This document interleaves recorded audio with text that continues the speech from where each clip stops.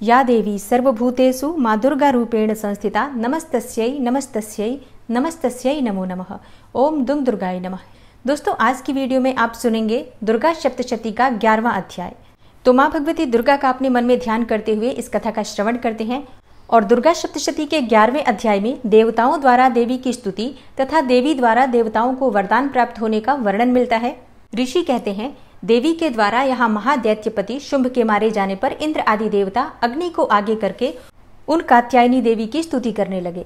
उस समय अभीष्ट की प्राप्ति होने से उनके मुख कमल दमक उठे थे और उनके प्रकाश से दिशाएं भी जगमगा उठी थी। देवता बोले, शरणागत की पीड़ा दूर करने वाली हे देवी, हम पर प्रसन्न हो। संपूर्ण जगत की माता प्रसन्न हो। हे विश्वेश्वरी, विश्व की रक्षा करो। हे देवी, तुम ही चराचर जगत की अधीश्वरी हो। तुम इस जगत का एकमात्र आधार हो, क्योंकि पृथ्वी रूप में तुम्हारी ही स्थिति है। हे देवी, तुम्हारा पराक्रम अलंघनीय है। तुम ही जल रूप में स्थित होकर संपूर्ण जगत को तृप्त करती हो। तुम अनंत बल संपन्न वैष्णवी शक्ति हो।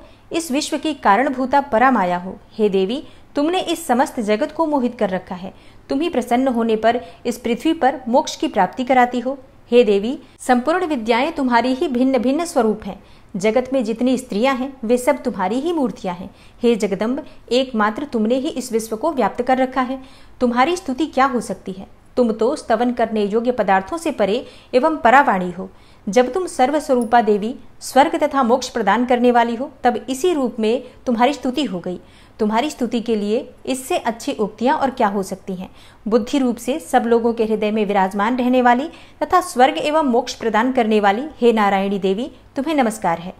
कला, काष्ठा आदि के रूप में क्रमशः परिणाम अर्थात अवस्था परिवर्तन की ओर ले जाने वाली तथा विश्व का उपसंहार करने में समर्थ नारायणी, तुम्हें नमस्कार है। हे नारायणी, तुम सब प्रकार का मंगल प्रदान करने वाली हो, अर्थात मंगलमयी हो। कल्याणदायिनी शिवा हो। सब पुरुषार्थों को सिद्ध करने वाली शरणागत वत्सला, तीनों नेत्रों वाली एवं गौरी हो, तुम्हें नमस्कार है। तुम सृष्टि, पालन और संहार की शक्तिभूता सनातनी देवी, गुणों का आधार तथा सर्वगुणमयी हो। हे नारायणी, तुम्हें नमस्कार है। शरण में आए हुए दीनों एवं पीड़ितों की रक्षा में संलग्न रहने वाली तथा सबकी पीड़ा दूर करने वाली नारायणी देवी, तुम्हें नमस्कार है। हे नारायणी, तुम ब्रह्माणी का रूप धारण करके हंसों से जुते हुए विमान पर बैठती तथा कुश मिश्रित जल छिड़कती रहती हो, तुम्हें नमस्कार है। माहेश्वरी रूप से त्रिशूल, चंद्रमा एवं सर्प को धारण करने वाली तथा महान वृषभ की पीठ पर बैठने वाली नारायणी देवी, तुम्हें नमस्कार है। मोरों और मुर्गों से घिरी रहने वाली तथा महाशक्ति धारण करने वाली कौमारी रूप धारिणी निष्पापे नारायणी, तुम्हें नमस्कार है।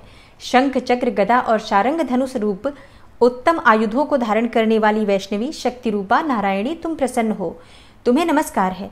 हाथ में भयानक महाचक्र लिए और दाढ़ों पर धरती को उठाए वाराह रूप धारिणी कल्याणमयी नारायणी, तुम्हें नमस्कार है।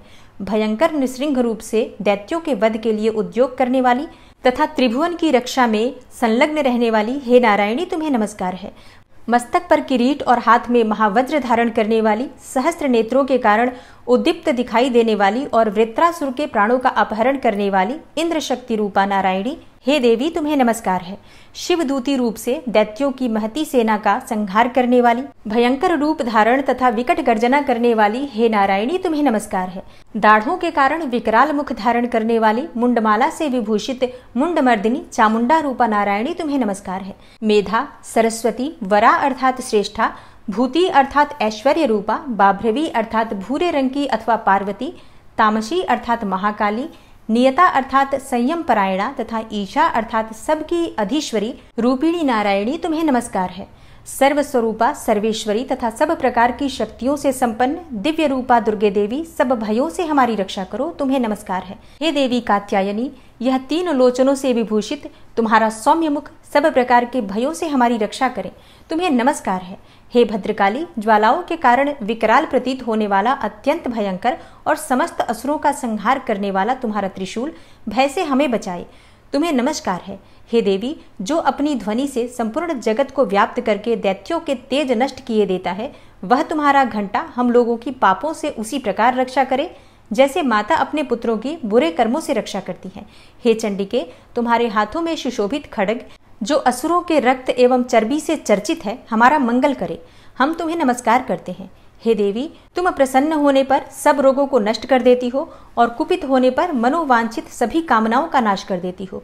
जो लोग तुम्हारी शरण में जा चुके हैं उन पर विपत्ति तो आती ही नहीं। तुम्हारी शरण में गए हुए मनुष्य दूसरों को शरण देने वाले हो जाते हैं।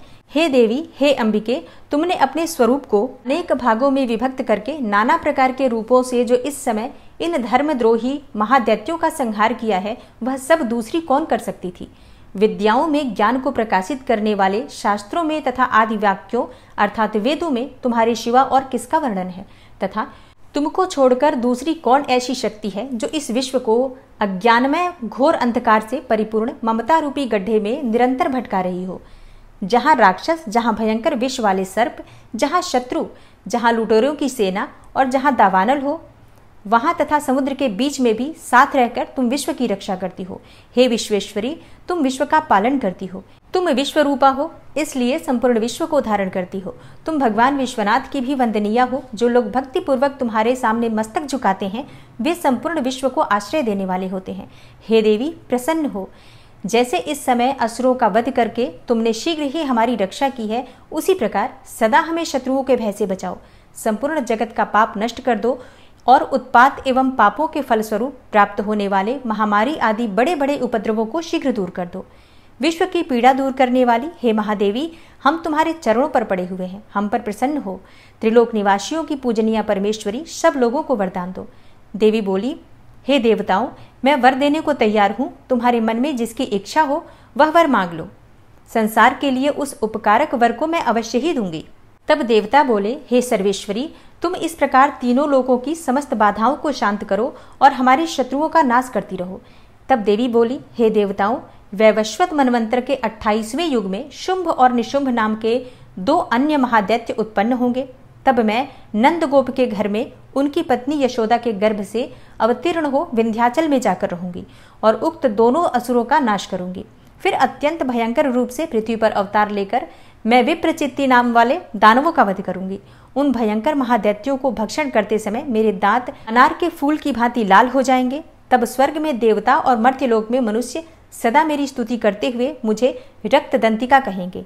फिर जब पृथ्वी पर 100 वर्षों के लिए वर्षा रुक जाएगी और पानी का अभाव हो जाएगा, उस समय मुनियों के स्तवन करने पर मैं पृथ्वी पर अयोनिजा रूप में प्रकट होंगी और 100 नेत्रों से मुनियों को देखूंगी। अतः मनुष्य शताक्षी इस नाम से मेरा कीर्तन करेंगे। हे देवताओं, उस समय मैं अपने शरीर से उत्पन्न हुए शाकों द्वारा समस्त संसार का भरण पोषण करूंगी। जब तक वर्षा नहीं होगी तब तक वे शाक ही सबके प्राणों की रक्षा करेंगे। ऐसा करने के कारण पृथ्वी पर शाकंभरी के नाम से मेरी ख्याति होगी। उसी अवतार में मैं दुर्गम नामक महादैत्य का भी वध करूंगी। इससे मेरा नाम दुर्गा देवी के नाम से प्रसिद्ध होगा। फिर मैं जब भीम रूप धारण करके मुनियों की रक्षा के लिए हिमालय पर रहने वाले राक्षसों का भक्षण करूंगी, उस समय सब मुनि भक्ति से नतमस्तक होकर मेरी स्तुति करेंगे। तब मेरा नाम भीमा देवी के रूप में विख्यात होगा। जब अरुण नामक दैत्य तीनों लोकों में भारी उपद्रव मचाएगा, तब मैं तीनों लोकों का हित करने के लिए 6 पैरों वाले असंख्य भ्रमरों का रूप धारण करके उस महादैत्य का वध करूंगी। उस समय सब लोग भ्रामरी के नाम से चारों ओर मेरी स्तुति करेंगे। इस प्रकार जब जब संसार में दानवी बाधा उपस्थित होगी तब तब अवतार लेकर मैं शत्रुओं का संहार करूंगी। ओम नमः चंडिकायै। इस प्रकार श्री मार्कंडेय पुराण में सावर्णिक मनवंतर की कथा के अंतर्गत देवी महात्म्य में देवी स्तुति नामक 11वां अध्याय पूरा हुआ और इसके आगे के अध्याय आप कल की कथा में सुनेंगे। कल 12वां और 13वां अध्याय होगा और आगे भी आपको सभी वीडियो समय पर मिलती रहेंगी, जैसे कि कलश का विसर्जन किस प्रकार से करना है, अष्टमी और नवमी का व्रत हम कब करेंगे, उद्यापन कब करेंगे, कलश किस प्रकार से उठाएंगे और कलश के पास मतलब चौकी के पास रखी हुई चीजों का हमें क्या करना है, कौन सी चीज विसर्जित करना है, कौन सी चीज का किस प्रकार से प्रयोग करना है, ये सभी जानकारी आपको आगे वीडियो में मिलेगी। इसलिए चैनल से जुड़े रहिए और अगर आपको आज की वीडियो अच्छी लगी हो तो वीडियो को लाइक कीजिए, ज़्यादा से ज़्यादा शेयर कीजिए और चैनल पर पहली बार आए हैं तो सब्सक्राइब करके बेल आइकन को ज़रूर प्रेस कर लीजिए। मैं मिलती हूँ आपसे अगली वीडियो में, तब तक के लिए नमस्कार।